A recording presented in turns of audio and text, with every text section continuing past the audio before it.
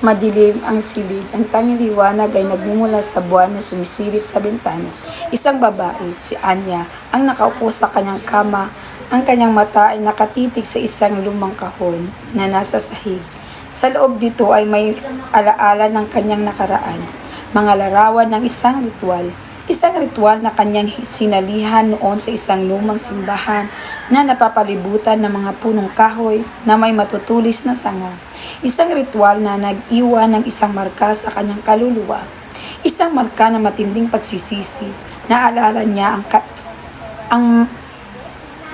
niya ang malamig na bato sa sahig, ang isang amoy ng insenso at lupa. Ang mga kandila na naglalabas ng kakaibang liwanag. Ang ritual ay sinagawa sa hating gabi. Sa ilalim ng liwanag ng buwan, isang ritual para sa pagtawag sa mga espiritu. Isang ritual na kanyang pinagsisihan hanggang ngayon. Sa mga larawan, malinaw na nakikita ang mga simbolo ng inukit sa bato. Mga kakaibang runi na tila na nagsasabi ng isang sinaunang wika. Mga simbolo ng araw at buwan na magkasalungat at isang kakaibang marka na parang isang baliktad na krus. Isang malakas na hangin ang humampas sa bintana at kasabay nito ay isang malamig na hangin na dumaan sa kanyang katawan. Naramdaman niya ang isang presensyang pamilyar at natatakot, ang presensya ng mga espiritu ng kanyang ginambala noon sa loob ng lumang simbahan. Ang kanyang pagsisisi ay nagpapabigat sa kanyang dibdib. Isang mabigat na pasan sa kanyang dibdib araw-araw. Naaalala niya ang mga salita na binigkas niya noon. Ang mga salitang nagbukas sa pintuan sa ibang mundo. Ang mga salitang iyon ay tila bumubulong pa rin sa kanyang tenga. Mga salitang puno ng kapangyarihan at kasamaan. Unti-unti, narinig niya ang mga yapak, pagpapalapit sa kanya, ang mga yapak na pareho sa mga yapak ng kanyang narinig sa gabi ng ritual. Ang gabi na nagbago ng kanyang buhay, magpakailanman.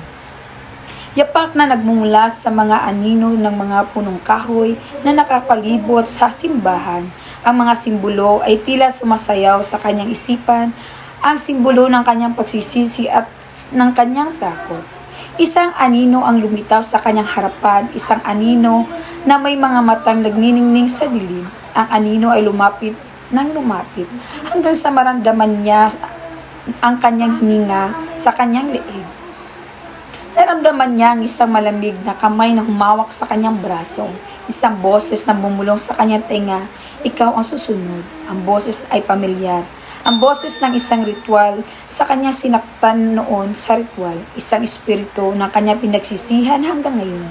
Ang kanyang mga luha ay tahimik na umaagos. Ang kanyang pagsisisi ay walang hanggan.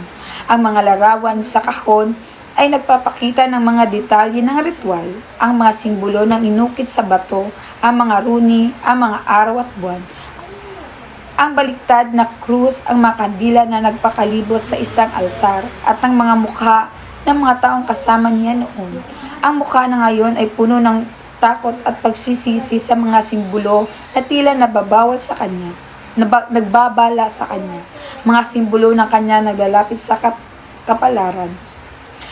Ang mga larawan sa kahon ay nagpapakita ng mga detalye ng ritual, ang mga simbolo at inukit sa bato, ang mga runi, ang mga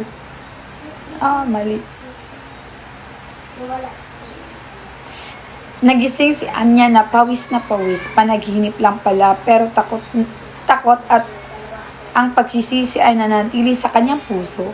Alam niya na hindi lang ito isang simpleng panaginip, ang mga espiritu ay nagbalik at gusto nilang maghiganti, at alam niyang hindi na siya ligtas.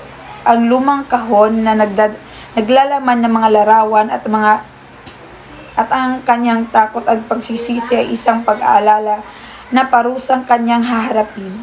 Ang kanyang pagsisisi ay kanyang bagong parusa, isang parusa mas mabigat kaysa sa anumang parusang maibigay sa mga espiritu.